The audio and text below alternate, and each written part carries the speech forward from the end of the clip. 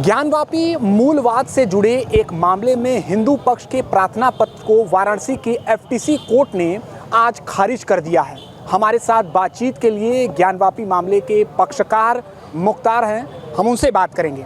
मुख्तार साहब, लंबे समय से आप ज्ञानवापी मामले को लेकर अदालत की सुनवाई में मौजूद रहे हैं। फिलहाल आज जो फैसला आया है कोर्ट का, उसे कैसे देखते हैं? भाई, उसे देखने का मकसद ये है कि मूलवाद तो ये 91 से चल रहा है।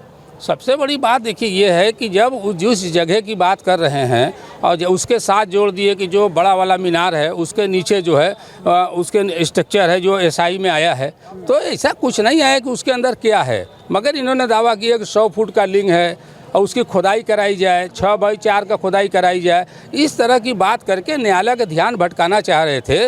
मगर माननीय न्यायालय ने इस बात पर ध्यान दिया, जहाँ तक हम समझ पा रहे हैं, कि जिस वजू खाने की बात हो रही है, जहाँ पर ये कहा गया कि ये शिवलिंग जैसा आकार है, हम कहते हम लोग बचपन से उसको देखे हैं कि फव्वारा था।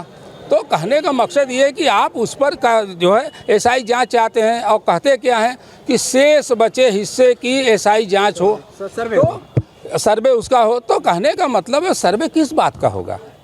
जो सुप्रीम कोर्ट के आदेश से बाउंड है उसमें आप घुस के कराएंगे, जांच कराएंगे उसकी।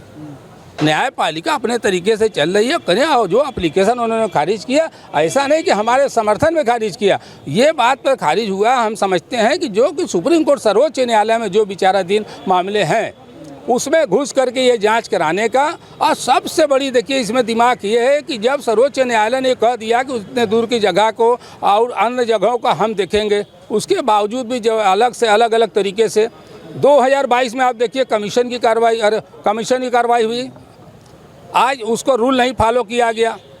जबकि ये सिविल सूट है, सिविल सीपीसी का मामला है, उसका भी रूल नहीं फॉलो किया। जबकि नियम तो ये है कि कोई भी वादी द्वारा जांच कराया जाएगा तो उसका शुल्क जमा कराया जाएगा, वो शुल्क नहीं जमा हुआ। फिलहाल आप अपनी आधार रख रहे हैं, यानी आज जो न्यायालय का फैसला आया है उसके लिए क्या कहेंगे आप?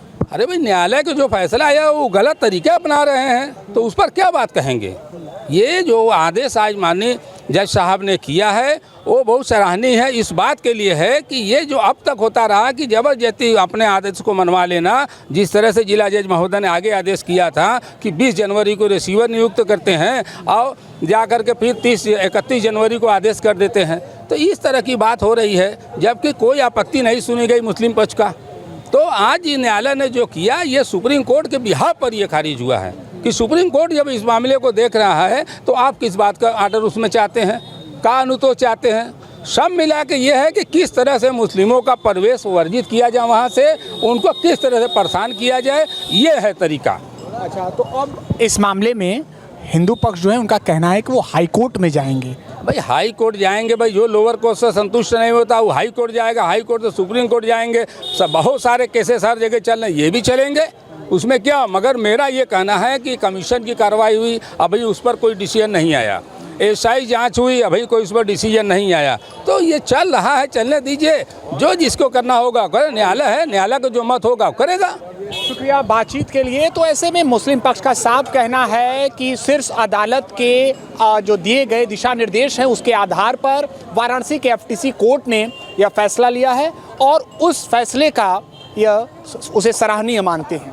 एबीपी न्यूज़ के लिए वाराणसी से Nishant Chaturvedi. For exclusive and insightful videos, subscribe to our new channel ABP Live Premium.